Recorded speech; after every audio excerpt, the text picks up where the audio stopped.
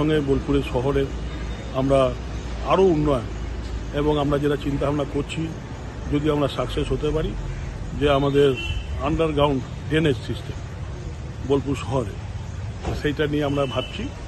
এই সব নিয়ে আমাদের আলোচনা হবে এবং আলোচনা খুব ফলপ্রসূ হয়েছে এবং চেয়ারম্যানেরও কিছু ডিমান্ড ছিল সেগুলো রাখলেন।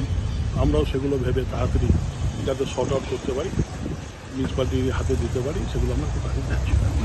মূলত কোন কোন বিষয়গুলি পৌরসভা আপনাদের কাছে চাইলেন?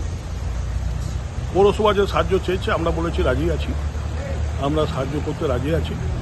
যে হকার পুনর্বাসন নিয়ে আমরা সেটা একমত হয়েছি যাতে আমরা সোমবারই সামনের সোমবারই আমাদের ইঞ্জিনিয়ার যে টিম এবং আমাদের দুজনের মেম্বার বোর্ড মেম্বার এবং পৌরসভার চেয়ারম্যান সহ ভাইস চেয়ারম্যান সহ অল কাউন্সিলর